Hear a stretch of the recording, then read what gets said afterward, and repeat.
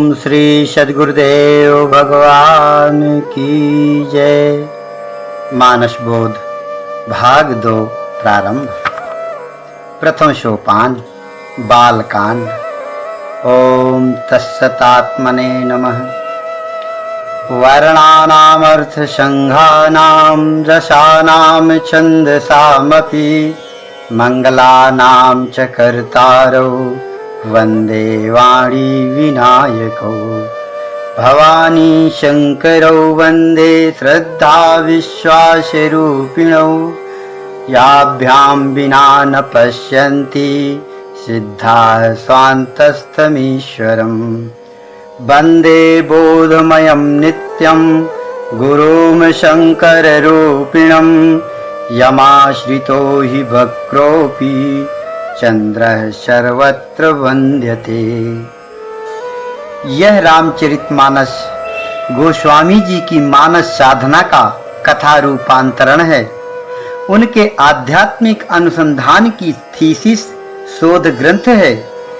इसके 7 कांड साधना की 7 भूमिकाएं हैं, जिनमें प्रवेशिका से लेकर पराकाष्ठा तक साधनात्मक प्रक्रिया पूरी ले ली गई है। यह बालकांड पहला सोपान है। पहली भूमिका शुभेच्छा को इसमें लिया गया है और क्रियात्मक रूप में साधना की प्रवेशिका से शुरुआत कैसे होती है यहाँ बता रहे हैं। सबसे पहले गणेश की वंदना करते हैं। गणेश है मंगल करने वाला। गणेश के साथ वाणी की भी वंदना करते हैं। गणों का ईश गणेश है। ये जो इंद्रिय गण हैं, इंद्रियों के अधिष्ठाता देवगण, इनमें प्रमुख यह मन गणेश है। गोस्वामी जी मानस की रचना करने जा रहे हैं, इसलिए वंदे वाणी विनायकौ से शुरुआत कर रहे हैं। ऐसे यह तो संसारिक तौर तरीके की बात है, लेकिन मानस की शैली से इसका मतलब अलग है। जब साधक के मन में भजन करने का शुभ संकल्प जागृत हुआ और साधक की बुद्धि ने साथ दिया, वाणी का योग हुआ, तो फिर समझो यहीं से कल्याण का रास्ता मिल जाता है। कल्याणकारी संकल्प का मन में बीजारोपण हो गया। ऐसा यह ईश्वरोन्मुख मन ही गणेश है। यहीं से साधना का श्री गणेश हो गया। यहीं से यह मन मानस बनने लगा। हमको तुमको चाहिए कि जब कभी मन के अंदर भगवान की भक्ति करने का विचार बने तो उसको अच्छा माने और उसको फिर हटने न दे अपने अंदर से, तो वही फिर मंगल का विधान करने वाला गणेश बन जाएगा। सबसे पहले इसकी पूजा जरूरी है। यही मन सब देवों का देव है, यदि अनुकूल और आत्मोन्मुख है। इसकी पूजा अर्चना वंदना कर लेना जरूरी है। साधना प्रक्रिया का सबसे प्रमुख तत्व है मन। मन को मना लेना इसलिए आवश्यक है। मन अनुकूल हो जाए तो समझो तप, त्याग, योग, वैराग सब हो गया और मन से ही भजन होता है। इसलिए मन की संभाल सबसे पहले जरूरी है। दूसरा मुख्य तत्व है वाणी, क्योंकि नाम का यजन वाणी से होता है। बैखरी, मध्यमा, पश्यंती और परा, इनके बिना भजन होता नहीं। इसलिए वाणी की भी जरूरत है। इसलिए सबसे पहले इनकी वंदना कर लिया। वंदे वाणी विनायकौ।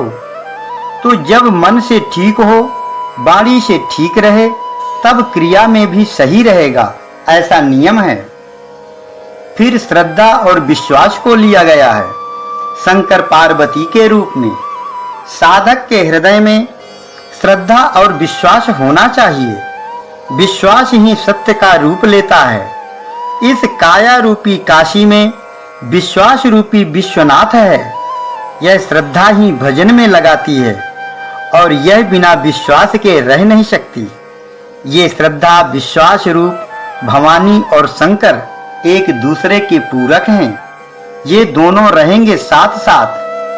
इनके पुत्र कहे गए हैं गणेश, क्योंकि श्रद्धा विश्वास से ही मंगल करने वाला रूप बनता है मन का। इन्हीं के प्रभाव से साधक के अंदर आत्म कल्याण की प्रवृत्ति बनती है और मन में ईश्वरीय भावना का उदय होता है। श्रद्धा विश्वास के बिना अपने अंदर बैठा हुआ परमात्मा दिखाई नहीं पड़ सकता। याभ्याम बिना न पश्यन्ति सिद्धा स्वांतस्थम ईश्वरम। मतलब इसका यह निकलता है कि अपने इस शरीर के अंदर आत्मा रूप में जो भगवान है वही ब्रह्म है, वही सब में रमने वाला परमात्मा राम है। उसमें श्रद्धा विश्वास लाना पड़ेगा अगर साधना करना है और उसमें सफल होना है तो। अब तीसरे सूत्र में शंकर के रूप में गुरु की वंदना करते हैं। शंकर अर्थात कल्याण करने वाला संत ही कल्याण करने वाले होते हैं, इसलिए शंकर संत को कहते हैं। सद्गुरु को शंकर कहते हैं, जो शंकाओं के आर्य हैं, अर्थात सब प्रकार की शंकाओं का शमन कर देते हैं। तो आत्म स्वरूप में स्थिति प्राप्त महापुरुष ही शंकर हैं, वही कल्याण करने वाले होते हैं। उनमें वह क्षमता होती है कि जो भी टेढ़ा मेढ़ा कपटी कुटिल पातकी साधक उनका आश्रय ले लेता है, उनके प्रति समर्पण कर देता है, उसका उद्धार अवश्य हो जाता है। वह इस माया मोह रूपी कलंक की कालिख को छोड़कर निर्मल हो जाता है और वंदनीय हो जाता है। जैसे शंकर जी के सिर पर बैठा टेढ़ा चंद्रमा वंदनीय है संसार में, तो यह सब चंद्रमा वगैरह की बातें समाज की रूढ़िगत मान्यताएं हैं। आजकल इन बातों का कोई मतलब नहीं रह गया है। अरे यह विषय मन ही चंद्रमा है, विषय में रहने से कलंकित हो गया है, कपट और कुटिलता से भरा हुआ है, इसलिए वक्र है, टेढ़ा है। तो जब कोई साधक इस मन को समेटकर गुरु के चरणों में डाल देता है, मन से संत सद्गुरु की शरण में चला जाता है, उनका आश्रय ले लेता है, तब इस मन का सुधार होता है। और शंकर के सिर पर रहने का मतलब यह समझना चाहिए कि साधक का सारा भार फिर सद्गुरु के ऊपर आ जाता है। उसका योगक्षेम फिर गुरु भगवान देखते हैं। पूरे मन से गुरु के आश्रित हो जाए बस। समर्पण के बाद फिर साधक की जिम्मेदारी गुरु के हाथों में आ जाती है। यह काया ही काशी है, इसी को कैलाश कहते हैं। इसका अधिष्ठाता है शंकर। इस शरीर के अंदर सब हैं, विष्णु ब्रह्मा शंकर। बाहर ये सब कहीं है नहीं, होते तो दिखाई पड़ते। तो ये सब सूक्ष्म तत्व हैं। स्थूल शरीर स्तर पर सत्य का रूप शंकर का है। इस स्तर पर संत ही शंकर हैं, उन्हीं को पकड़ना है, गुरु का आश्रय लेना है, उनमें मन को लगाना है और सेवा समर्पण के द्वारा उनकी अनुकूलता, उनकी कृपा हर हालत में प्राप्त कर लेना है। वही तो भगवान है। गोस्वामी जी कहते हैं, जान्यहु संत अनंत समाना, संत भगवंत अंतर निरंतर नहीं। इस तरह से आत्म कल्याण के मार्ग में आरूढ़ होने के लिए जरूरी बातें इसमें रख दी गई हैं यहाँ मंगलाचरण में, क्योंकि यह मानस है। गोस्वामी जी की शैली से मानस की भूमिका इस तरह से बनती जा रही है। एक साधक के अंदर आने वाली बातें हैं सब। बंदहु गुरुपद कंज कृपा सिंधु नर रूप हरि, महामोह तम पुंज जासु वचन रवि कर निकर। बंदहु गुरुपद पदुम परागा, सुरुचि सुवास सरस अनुरागा। अमिय मूरी मय चूरन चारु, समन सकल भव रुज परिवारु। सुकृति शंभु तन विमल विभूति, मंजुल मंगल मोद प्रसूति। जनमन मंजु मुकुर मल हरणी, किए तिलक गुण गण बस करनी। गोस्वामी जी कहते हैं कि गुरु नर रूप में हरि है, भगवान ही हैं। अभी पहले तो शंकर कहा, अब भगवान कह दिया, तो दोनों ठीक है। साधक की स्थिति के अनुसार दोनों रूपों में गुरु को स्थापित किया जाता है। सद्गुरु सत्य आत्मा का स्वरूप होते हैं, भगवान ही हैं। स्थूल स्तर की साधना में साधक जब उनके स्थूल रूप को लेकर चलता है तो उन्हें शंकर कह सकते हैं। स्थूल का अधिष्ठाता सत्य शंकर का रूप है।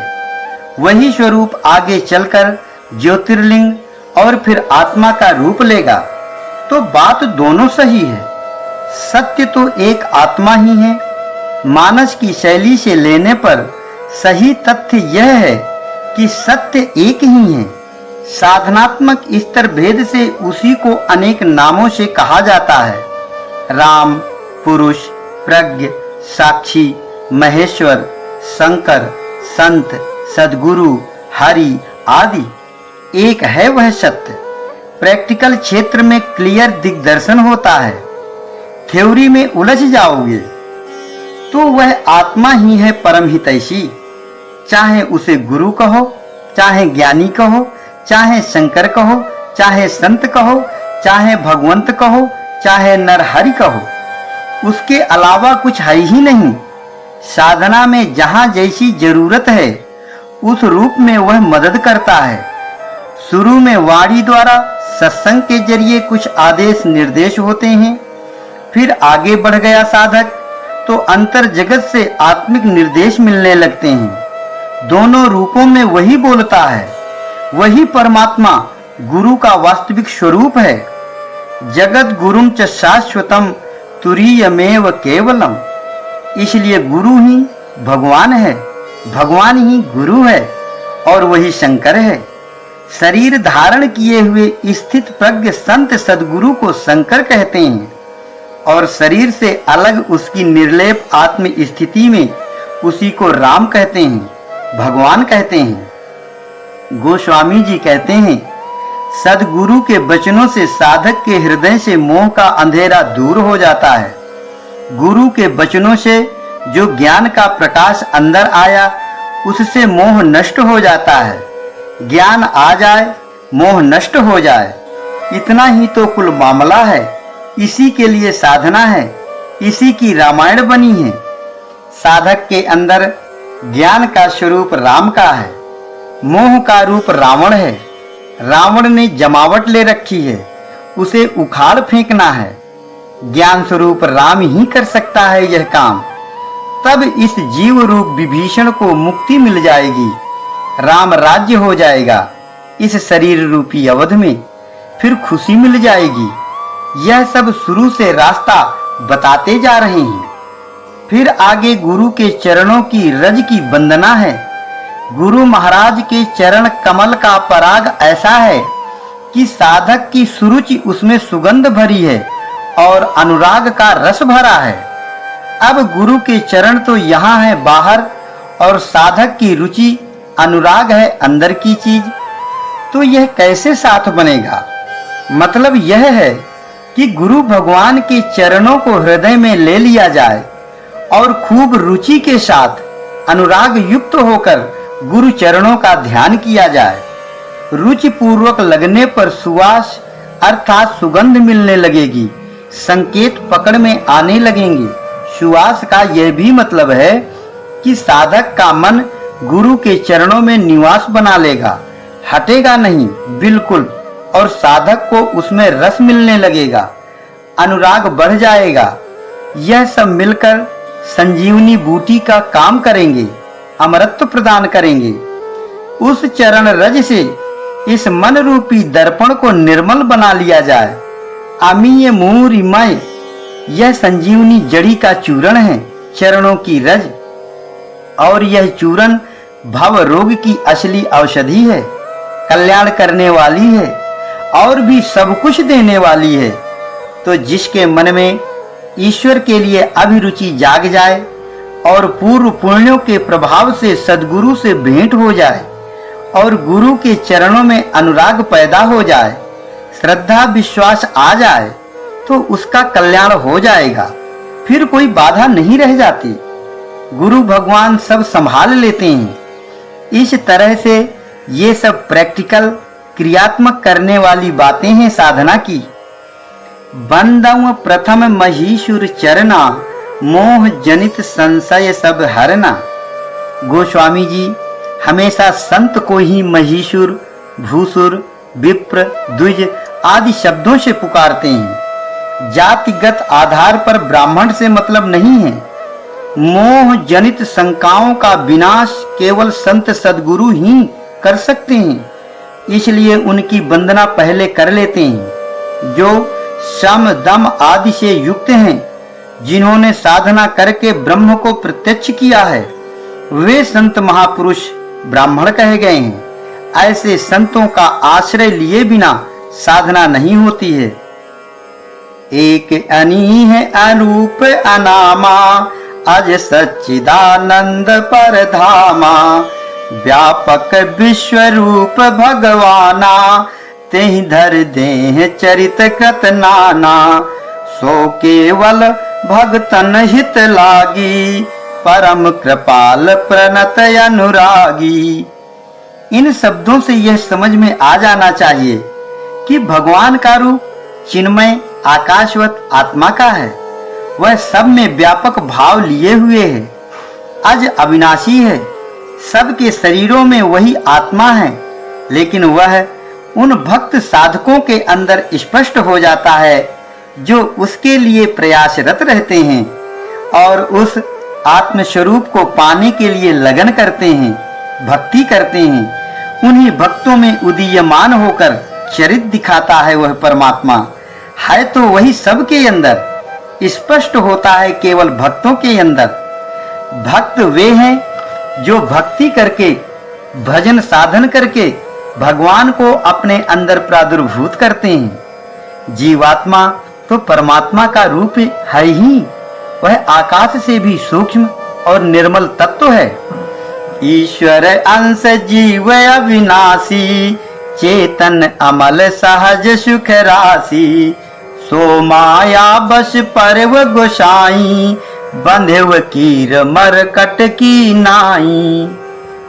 अज्ञान के कारण भ्रमवश अपने स्वरूप को भूल गया है, असत्य संसार को सत्य मान लिया है। माया की आवरण और विक्षेप शक्ति से वह चेतन आत्मा ढक गया है। झूठे जड़ पदार्थों में देह गेह में ममत्व कर लिया है, मैं मेरा में फंस गया है।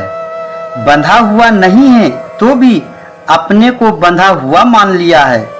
बंदर और तोता की तरह से अपने ही भ्रम के कारण बंधन में आ गया है। जड़ चेतन ही ग्रंथि पर गई, यद्यपि मृषा छूटत कठिनाई। शरीर में आसक्ति हो गई है, बंधन में आ गया है। आसक्ति की गांठ लग गई तो दीनहीन हो गया है। काम, क्रोध, लोभ, मोह में फंस गया है। ये सब निशाचर इसकी दुर्गति किए पड़े हैं। इस काया रूपी किले में दबा पड़ा है और है कुछ नहीं। झूठी माया अपने से रच लिया है और उसे सही माने हैं। रवि कर नीर वशय अति दारुण, मकर रूप तेहि माही। तुलसीदास सो ग्रसय चराचर, पान करन जे जाही। पानी है ही नहीं और पानी में मगर घसीटे लेता है। यह अचंभा देखो, इसे कहते हैं माया। है नहीं फिर भी है। जैसे सपने में देखो कि कोई सिर काटे डालता है तो रोते चिल्लाते हैं, बस ऐसा है यह। जो सपने सिर काटे कोई, बिनु जागे न दूर दुख होई। क्या जाग जाने पर फिर रोता है? फिर नहीं रोता। जब तक स्वप्न देखता है तब तक दुखी रहता है, क्योंकि झूठे स्वप्न को भी स्वप्न काल में सही मानता है। इसलिए एक ही इलाज है कि जाग जाए, और कोई इलाज नहीं। कहां वेद बुध तू तो बूझ मन माही रे। दोष दुख सपने के जागे ही पे जाही रे। अभी तो सो रहे हैं और सपना देख रहे हैं। गोस्वामी जी कहते हैं, मोह निशा सब सोव निहारा, देखहि सपन अनेक प्रकारा। तो संसार की आसक्ति में पड़े रहना ही जीव का सोते रहना है। संसार के पदार्थों को, इसके क्रियाकलापों को सत्य मान कर लेना सपना देखना है। और जागना है कि हम इस प्रपंच से मतलब नहीं रखते, यह है ही नहीं। संसार से आसक्ति हट जाए, परमात्मा में जागृति आ जाए, संसार से वियोग हो जाए, आत्मा से योग हो जाए, तब जागा हुआ माना जाएगा। ऐसे योगी इस संसार रूपी रात में जागते हैं। या निशा सर्वभूतानाम तस्याम जागृति संयमी। जीव को जागा हुआ माना जाएगा अगर उसे गुरु की कृपा सेवा करके सद्गुरु का कृपा पात्र बन जाए। ऐसे तो सबका है भगवान, सब परेशान हैं ईश्वर के लिए। लगभग 80 से 90% लोग किसी न किसी रूप में ईश्वर के लिए लगे हुए हैं, लेकिन ईश्वर का पता तो कभी कोई ध्रुव, प्रहलाद, मीरा, तुलसी और कबीर जैसा ही पाता है। व्यापक एक ब्रह्म अविनाशी, सतचेतन घन आनंद राशि। अस प्रभु हृदय अछत विकारी, सकल जीव जग दीन दुखारी। नाम निरूपण नाम जतन ते, सो प्रगटत जिमि मोल रतन ते। गोस्वामी जी ने सबकी वंदना कर लिया, कोई बचा नहीं, क्योंकि सब राम का ही रूप है। जितना जड़ चेतन का विस्तार है यह। जड़ चेतन जग जीव जत, सकल राममय जानी। बंदव सबके पद कमल, सदा जोरी जुग पानी। इस भाव से सबकी वंदना करना ठीक ही है। अब राम नाम की वंदना करते हैं और नाम को राम से भी बड़ा बताते हैं, क्योंकि नाम के द्वारा उसे जाना जाता है। नाम जप के द्वारा परमात्मा के वास्तविक रूप को जान सकते हैं, जो व्यापक है, एक है, शुद्ध है, बुद्ध है, अविनाशी है, सच्चिदानंद घन आत्मा के रूप में सबके हृदय में रहता है। और उसके रहते हुए भी उसी आत्म स्वरूप को न जान पाने से सारे जीव दुखी व दीनहीन बने रहते हैं। तो नाम जप इतना अच्छा साधन है कि उस आत्म स्वरूप को पकड़ सकते हैं। इसकी मदद से गोस्वामी जी कहते हैं, सुमिरिय नाम रूप बिनु देखे, आवत हृदय स्नेह विशेखे। नाम जपने से हृदय में क्लियर हो जाता है, इसलिए निर्गुण सगुण दोनों से बड़ा नाम को कह दिया, साधन को साध्य से बड़ा बता दिया। गोस्वामी जी ने मानस में नाम की साधना को सबसे बड़ा महत्व दिया है, लेकिन नाम की महिमा का निरूपण नाम की साधना करने से हो सकता है। जप की क्रिया में लगने से नामी का पता लग जाता है, इसलिए नाम का निरूपण करना चाहिए, उसकी कीमत का पता लगाना चाहिए, और नाम से ही उसकी कीमत का पता लगेगा। नाम जतन ते, नाम के लगने पर जिसका हम नाम लेते हैं वह परमात्मा प्रत्यक्ष हो जाता है। जैसे रत्न से उस रत्न का मूल्य निकल आता है। नाम निरूपण नाम जतन ते, सो प्रगटत जिमि मोल रतन ते। कैसे पता लगेगा? रतन जहां देखा यह रखा हुआ है हीरा, तो मोल होने लगेगा। जौहरी ने देखा, सोचा कितने का होगा, हाँ 1 लाख का है। तो नाम की कीमत भी कई तरह से है। नाम कई तरीके से लिया जाता है। बैकरी, मध्यमा, पश्यंती, पारा, अजपा।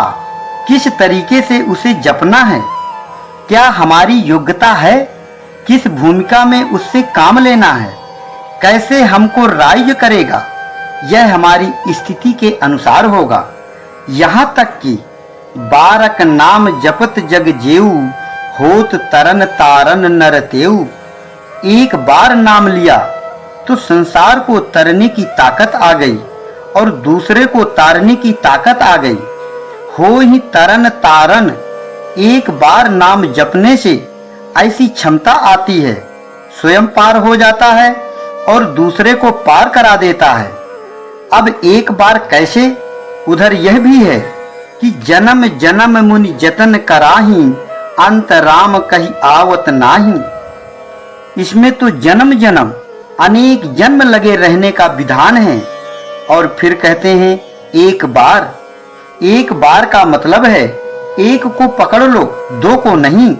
वैचारिक ढंग से एक हो जाए, कर्तव्य के ढंग से एक हो जाए, एक निष्ठ हो जाए, और फिर उसमें भजन करना चाहिए, उसमें माला पहनना चाहिए। उसमें अगर कोई शंकाएं आती हैं तो उनका समाधान करना चाहिए। और इस तरीके से एडजस्टिंग करके जो अपने आप में मस्त रहता है वह ठीक है। निश्चय को बदलेंगे नहीं, निश्चय को गलत तरीके से नहीं देखेंगे, चाहे हम नरक में जाएं। जो निश्चय कर लिए उसे बदलेंगे नहीं, तो ऐसी स्थिति में जो हमारी कमी है वह भी पूरी हो जाती है। ओम श्री सद्गुरुदेव भगवान की जय।